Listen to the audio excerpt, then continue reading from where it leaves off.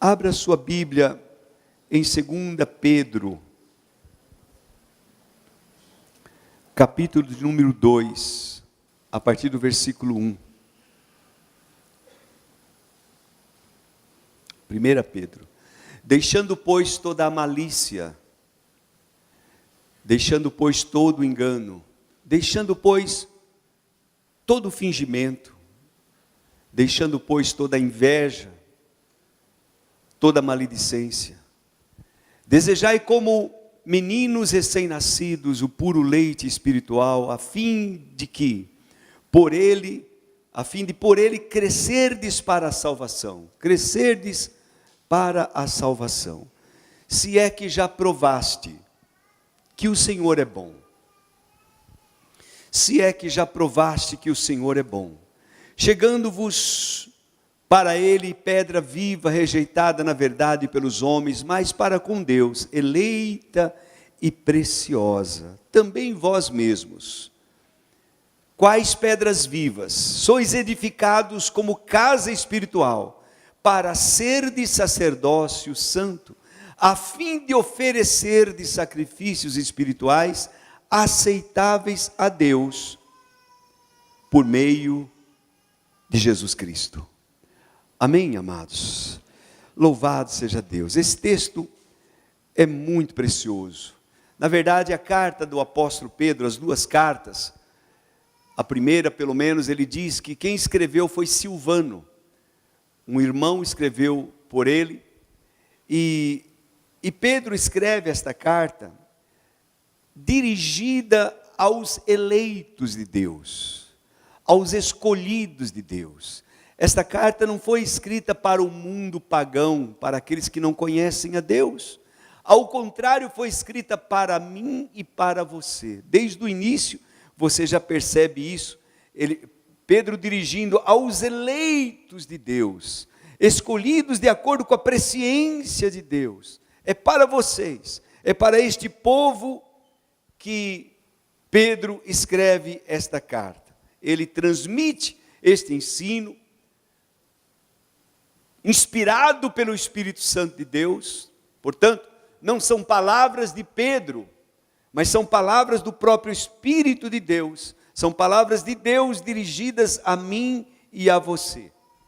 E essas palavras então são dirigidas a pessoas, volto a dizer, que já tiveram uma experiência com Deus, já experimentaram Deus, já provaram Deus. Por isso ele diz, se é que você já provou, se você já experimentou. Normalmente aquelas pessoas que experimentam milagres, eles são acesos, eles desejam, normalmente. É verdade que existem alguns que mesmo provando de Deus, ainda se desviam, ou não são gratos, como o caso daqueles 9 leprosos.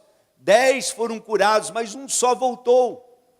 Jesus diz, mas onde estão os outros? Por quê? Porque os outros provaram, mas mesmo provando foram assim, ingratos. Mas eu não creio nisso, irmãos, assim, com vocês que estão aqui, com nós. Como disse, nós esperamos coisas melhores. Nós esperamos que os irmãos tenham esse desejo. E quando nós experimentamos, quando nós provamos, a nossa vida muda, irmãos.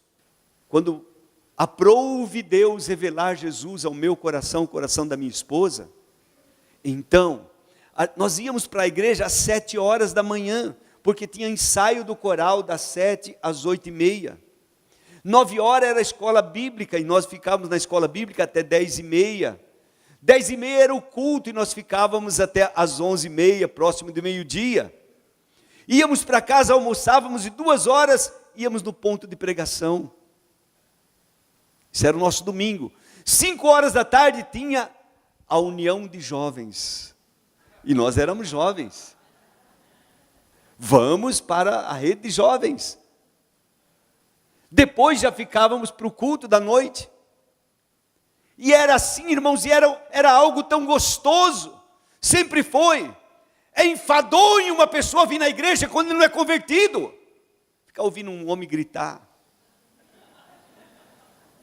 Ah, meu Deus do céu, o cara gritou, e tocou meio desafinado, não sei o quê. Eles ficam olhando, irmãos. Mas quando você tem uma experiência com Deus, muda as coisas na sua vida. Nada é pesado, tudo é leve, tudo é bom. É uma bênção, a gente não vê a hora de chegar na célula, não vê a hora dos irmãos. Poxa, pastor, o culto do fiel deveria ter mais um culto, deveria ter mais. É assim, irmãos, porque experimentamos, porque temos uma experiência com Deus, a vida muda quando você experimenta com Deus. Você pode ver isso na palavra. Lá em Lucas, projete por favor Lucas capítulo 8, há uma passagem que eu acho tão linda, irmãos. Eu acho que é capítulo 8 de Lucas. O versículo, vamos ler do versículo 1 ao versículo 3, Lucas 8. E aconteceu, depois disso, que andava Jesus de cidade em cidade, de aldeia em aldeia, pregando e anunciando o evangelho do reino de Deus, e iam com ele os 12. Tiveram experiência, irmãos. Bem como algumas mulheres que haviam sido curadas de espíritos malignos e de enfermidades. Maria, chamada Madalena, da qual tinha saído 7 demônios. Joana, mulher de Cusa, procurador de Herodes. Susana e muitas outras que serviam com seus bens. Por que serviam a Jesus? Essas mulheres não tinham o que fazer, irmãos? Será que elas não tinham o que fazer? Será que a esposa do procurador não tinha o que fazer? Claro que tinha, todo mundo tem trabalho. Mas quando se tem uma experiência com Jesus, quando se tem um encontro com Jesus, o nosso desejo é servi-lo, é estar ao seu lado, é caminhar com Ele, é ouvir sua voz. Nós desejamos, somos motivados a servi-lo.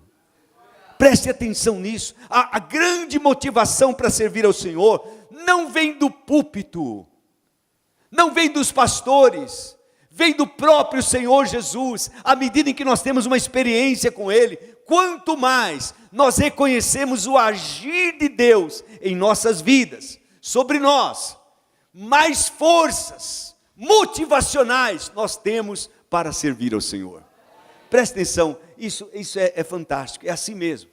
Quanto mais você experimenta o agir de Deus em sua vida, mais você quer servi-lo, mais você quer andar com Ele, doar suas coisas, fazer a obra de Deus avançar. Você diz, não, eu não posso, eu quero agradar o meu rei.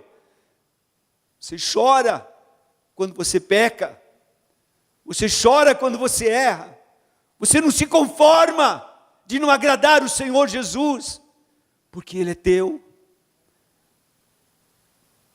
Eu me lembro de um cântico que nós cantávamos naquela época. Cristo é meu, sua vida, minha vida se transformou. Desde que eu vi, logo recebi. E foi isso mesmo, irmãos. Ah, que coisa maravilhosa. Que coisa boa é nós provarmos, experimentarmos Jesus. Olha, a religião não é boa não, irmãos. A igreja às vezes tem alguns problemas, mas Jesus nunca vai te dar problema. Jesus é bom demais. Jesus só nos dá alegria, nos dá paz ao coração. Caminhe com Jesus. Jesus disse, essas coisas vos tenho dito, para que em mim vocês encontrem paz. Oh, aleluia. Você vai encontrar paz em Jesus. No mundo, lutas, angústia, tribulação. Mas em Jesus, você encontra paz. Esta é a experiência que teve o apóstolo Paulo. O apóstolo Paulo, quando teve um encontro com o Senhor Jesus, a vida dele mudou, irmãos. Quanto mais ele conhecia Cristo, não foi só aquele impacto, não foi só a queda que ele teve, mas quanto mais ele conhecia Jesus, mais ele ficava empolgado em servi-lo. Por isso, quando você lê lá em Efésios, a carta aos Efésios, ele diz, eu considero tudo, eu fui um grande homem no mundo, na igreja, mas eu considero tudo esterco, por causa da sublimidade do conhecimento de Cristo Jesus, meu Senhor. Eu acho isso lindo demais. pelo qual eu considero perda todas as coisas, para conhecê-lo e ser achado nele. Eu quero conhecer mais a Jesus, eu quero conhecer mais, eu quero estar tão ligado nele. Isso, irmãos, é uma sede.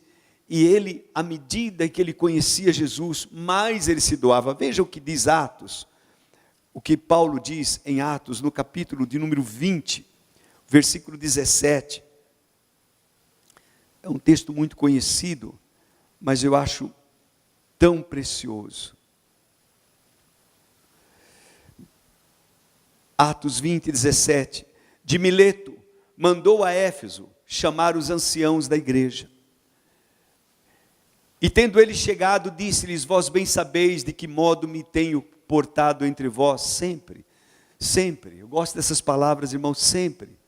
Desde o primeiro dia em que entrei na Ásia, servindo ao Senhor com toda a humildade, com lágrimas e provações que pelas cidades dos judeus me sobrevieram. Como não me esquivei de vos anunciar coisa alguma que útil seja, ensinando-vos publicamente de casa em casa, testificando tanto a judeus como a gregos o arrependimento para com Deus e a fé no Senhor Jesus. Ele diz mais: agora eis que eu, constrangido no meu espírito, vou a Jerusalém, não sabendo o que ali acontecerá, senão o que o Espírito Santo me testifica de cidade em cidade, dizendo que me esperam prisões, tribulações, mas em nada tenho minha vida por preciosa. Olha que lindo, irmãos. Contanto que complete a minha carreira e o ministério que recebi do Senhor Jesus, para dar testemunho do evangelho da graça de Deus. Por que é que Paulo fazia isso? Porque um homem deixa uma carreira, uma profissão, algo que daria muito dinheiro, muito lucro. Porque ele larga tudo para servir e encontrar lutas, tribulações, angústias, perseguições. Por que é, irmãos, que ele faz isso? Porque ele entrega a sua vida por causa de Cristo Jesus, por causa do conhecimento, por causa de uma experiência, por provar. Eu provei Jesus, eu provei o reino de Deus. O Senhor Jesus explica isso, irmãos, que o reino de Deus é como uma pedra de grande valor, que o homem encontrou num campo, e ele vai com tanta alegria, ele vende tudo o que tem, e compra aquele campo, por causa daquele tesouro, por causa daquela pedra de grande valor que está ali. Ele está tão alegre, tão feliz. Ele não tem problema, irmãos, de servir. Você não tem que pedir, irmão, você pode abrir sua casa para servir o Senhor. Se por acaso você ainda é tão preso às coisas desta vida, eu te imploro, busque conhecer mais de Deus, busque conhecer mais de Jesus, busque experimentar mais da bondade de Deus. Se nós provarmos o quanto Ele é bom, o quanto Ele é bondoso, e nos achegarmos mais a Ele, quando nós experimentamos, irmãos, quando nós provamos o amor de Deus, aí o apóstolo Pedro diz: já que você provou, se é que você experimentou, então há coisas que nós devemos fazer que é nossa responsabilidade. Após o milagre, após recebermos uma cura, após recebermos a salvação, após recebermos o novo nascimento, o maior dos milagres, então, meus irmãos, é necessário que eu e você façamos alguma coisa. E Pedro começa a dizer: despojando-vos, portanto, de toda maldade. Irmãos, o pecado, a maldade, o dolo, a inveja, a hipocrisia, estou lá exatamente, a malícia, o engano, o fingimento, inveja, a maledicência, isso são coisas que continuam com você depois que você experimentou Jesus. Você precisa fazer alguma coisa com isso. E Paulo diz que você deve se despojar. Olha, irmãos, é como tirar, arranque, tire essa droga e jogue fora, tá bom? Olha, e veja como é difícil tirar, tá vendo? Aí você tem que fazer um esforço, joga fora, sai, tira o pecado, tira o mal da tua vida, não deixe, que a maledicência, os fingimentos, o engano, a malícia se apodere da tua vida. É minha responsabilidade, é tua responsabilidade tirar essas coisas de nós. Você experimentou de Jesus? Então tire este mau gênio, essa personalidade que é do maligno, que é do mal. São coisas que tentam se agarrar em nós. O pecado e os maus costumes tentam se agarrar. Você não vê a hora de contar alguma coisa, de falar. Arranque isso da tua vida, tire isso de você, despoje-se. Você não pode servir a Deus agarrado com tantos erros, com tantos enganos, com tantas malícias, com tanta inveja. Não dá para servir a Deus assim, irmão. Não dá. Nós precisamos despojar. Arranque da tua vida. Essa é a primeira coisa. Porque às vezes nós tentamos, irmãos, ensinar os irmãos. Mas, meu irmão, se você não limpar teu coração, e isso não sou eu, não é pastor Jonas, isso é algo que você tem que fazer. Preste bem atenção, você tem que admitir. Você tem que cair em si, você tem que dizer para você mesmo, você tem que confessar, você tem que dizer, não, esse comportamento não está certo. Isso é algo que eu e você devemos fazer, irmãos. Devemos agir em nossas vidas para tirar o mal de nós. Segundo lugar, ele diz, desejem ardentemente, como meninos, como crianças recém-nascidas, desejem o genuíno leite espiritual. Pelo amor de Deus. Nós não podemos ficar bebê o tempo todo. Nós não podemos ter um bebê raquítico o tempo todo, no berço o tempo todo. Nunca cresce, nunca avança, nunca progride. Por quê? Porque não se alimenta. Pastor Jonas disse outro dia aqui, num culto do fiel. Quando uma criança não quer se alimentar, mostra que há alguma enfermidade, algum mal nela, precisa ser curada. Se você não gasta tempo com a palavra de Deus diariamente, porque esse aqui é o leite, esse é o leite, é o genuíno leite, é a palavra, irmãos. Se eu não medito na palavra de Deus todos os dias, se eu não quero me alimentar, beber do puro leite espiritual, para que por ele eu vá crescendo, então, irmãos, tem alguma coisa errada comigo. Pessoa que pega a Bíblia, chega depois do culto, às vezes nem usa a Bíblia, mas hoje você usa o tablet, usa o celular, mas pelo amor de Deus, use. Não perca seu tempo. Use a palavra de Deus. Eu gosto demais de ouvir a Bíblia. Eu tenho, graças a Deus, então eu posso ouvir. Às vezes eu durmo ouvindo a palavra de Deus.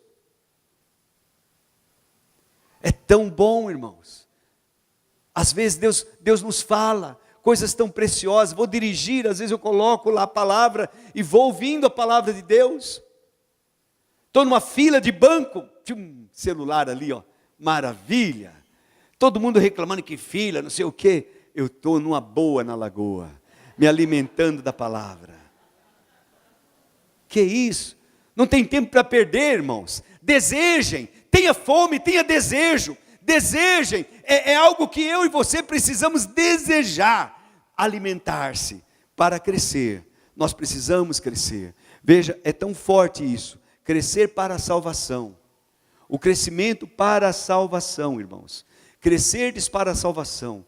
Não apenas Pedro fala sobre isso, mas se você abrir Filipenses, projete para nós, Filipenses 2. Filipenses 2, versículo 12,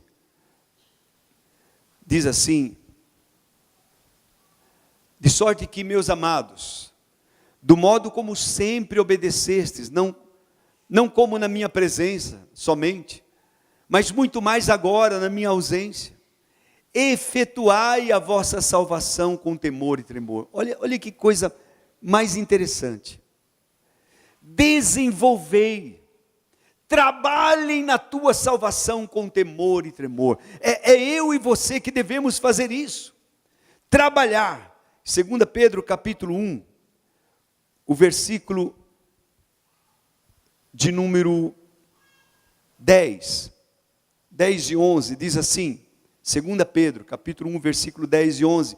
Portanto, irmãos, procurai mais diligentemente fazer firme a vossa vocação e eleição. Olha, irmãos, preste atenção nisso.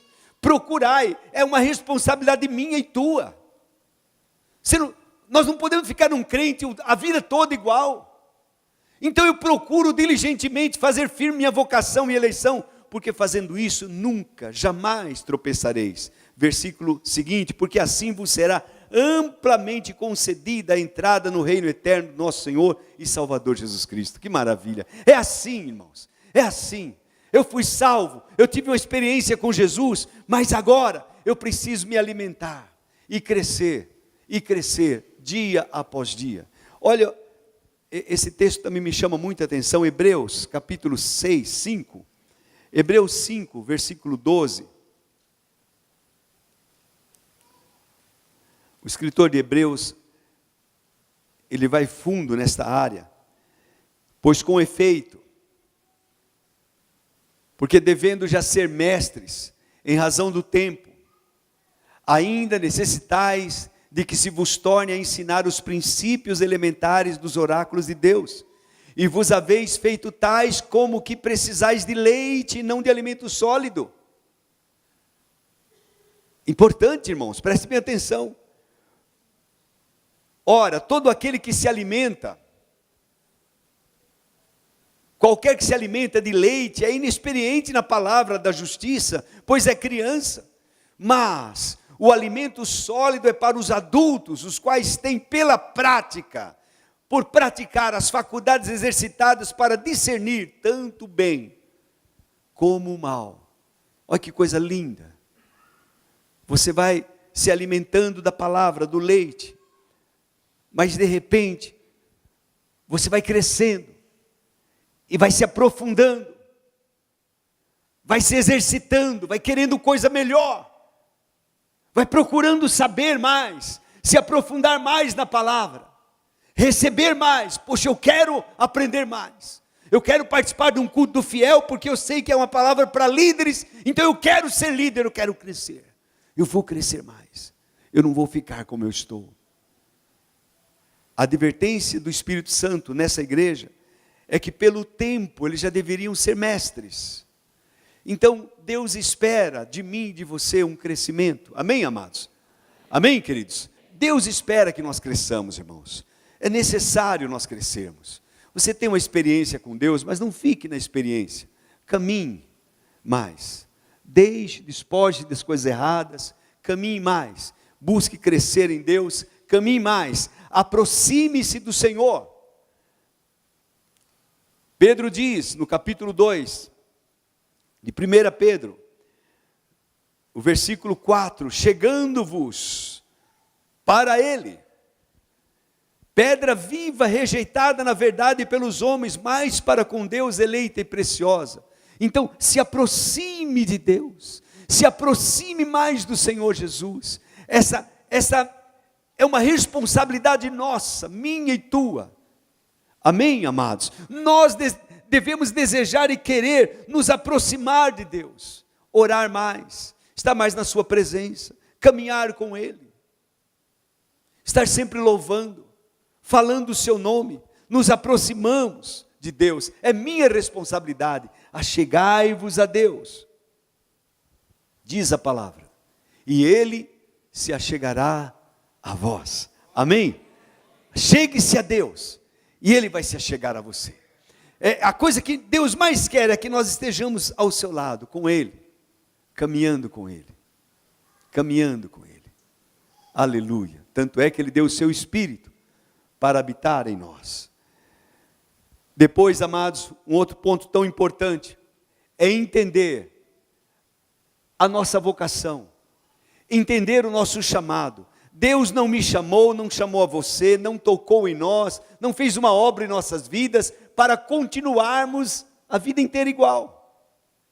Deus tem um projeto, um propósito para nós. E você vê isso no versículo 5, quando ele diz assim: também vós mesmos, já que Jesus é uma pedra que vive, rejeitada pelos homens, mas eleita por Deus, também vós mesmos, como pedras que vives, ou pedras vivas, sois edificados, casa espiritual, para ser de sacerdócio santo. Então, há um projeto de Deus para a minha vida, para a tua vida. Deus deseja que eu e você, irmãos, nos tornemos uma casa espiritual, um templo para a habitação dEle. Ele deseja estar em nós, caminhar em nós. Isso é glorioso, irmãos, isso é maravilhoso. Onde eu estou, está a presença do meu Senhor. Ele habita em mim, Ele vive em mim. Ele se manifesta através de mim. Por onde eu estou, eu devo deixar o bom perfume de Jesus. Por onde eu caminhar, Ele está em mim, porque eu também me torno pedra viva, uma casa viva, e principalmente quando há unidade, como nós temos aprendido, quando estamos juntos, quando as pedras se unem, formam um edifício, formam uma casa espiritual para a glória do Senhor. Ele nos tem nos chamado para isso, irmãos, para nós sermos um corpo onde Ele habite, para sermos uma casa, um templo onde Ele habite. Ele quer habitar em nós. Amém, amados? Por último, queridos, é preciso entender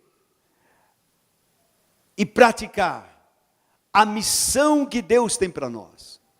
Como casa espiritual, como corpo, como pedras que vivem, Deus deseja, Deus quer, Deus espera, melhor dizendo, que nós, irmãos, possamos oferecer a Ele sacrifícios espirituais. É o que diz o próprio versículo 5, no finalzinho, a fim de oferecerdes sacrifícios espirituais agradáveis a Deus, por intermédio de Jesus Cristo. Amém?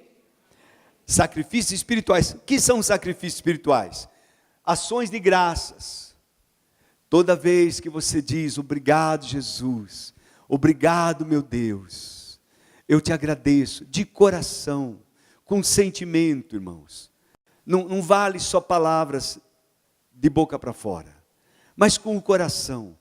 Toda vez que você profere louvor a Deus, de coração, ações de graças, de coração, são sacrifícios espirituais agradáveis a Deus.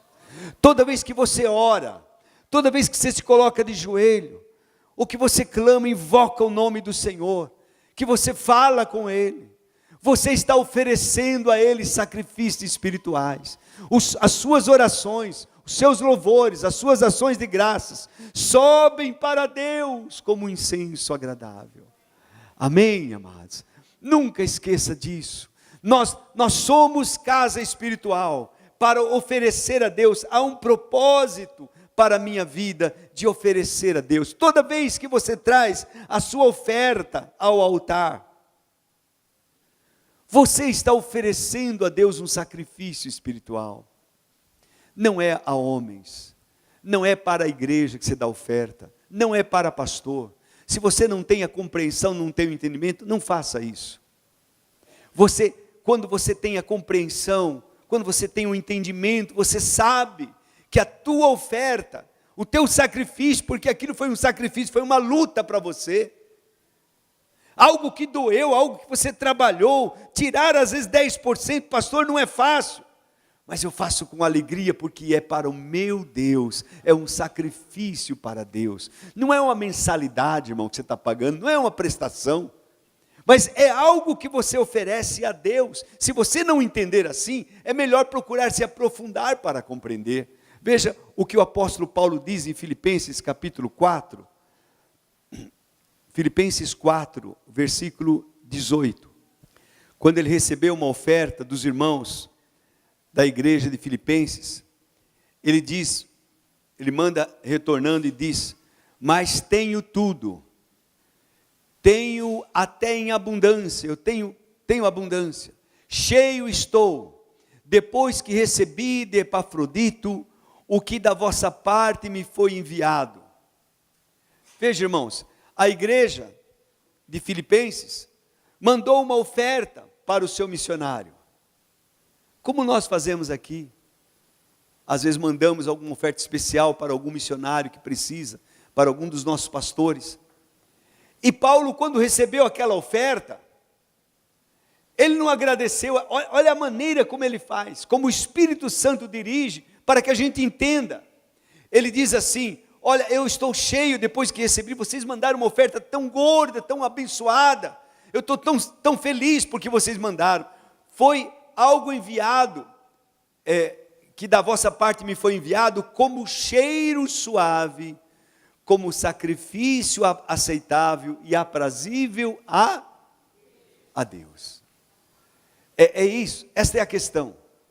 Esta é a questão, irmãos. Se eu entendo que minha oferta, se eu entendo que aquilo que eu estou oferecendo é um trabalho, é uma missão que eu estou fazendo, oferecendo ao meu Deus um sacrifício para Ele, agradável, aceitável. Meu irmão, eu não sei você, mas a minha oferta é diferente. É tão importante compreendermos isso, entender que a nossa missão é realmente, irmãos, oferecer a Deus nosso louvor, nosso sacrifício de louvor, de ações de graça, de gratidão. Sempre gratidão no teu coração, e a tua oferta, o teu dízimo, quando você vai trazer, fazendo para Deus da melhor maneira. É isso vai fazer toda a diferença. Mas também a nossa missão, diz o Espírito Santo, em 1 Pedro capítulo 2, versículo 9, que é nossa missão.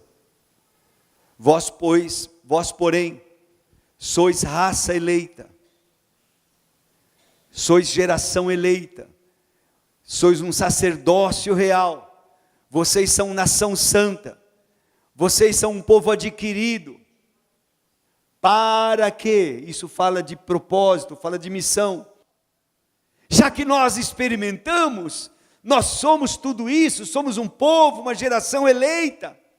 Então, nosso desejo, nossa obrigação, nossa missão é também falar das grandezas do nosso Deus, proclamar as grandezas dele, anunciar, irmãos. O povo não sabe, o mundo não sabe, que o nosso Deus é quem criou todas as coisas. Nosso Deus é quem criou todas as coisas. A terra era sem forma e vazia, mas o Espírito do nosso Deus se movia, e Ele foi criando tudo. Pela palavra do seu poder foram criadas todas as coisas, e nós somos dele, viemos dele, vivemos nele, e voltaremos para ele. A Ele a glória, a Ele a glória.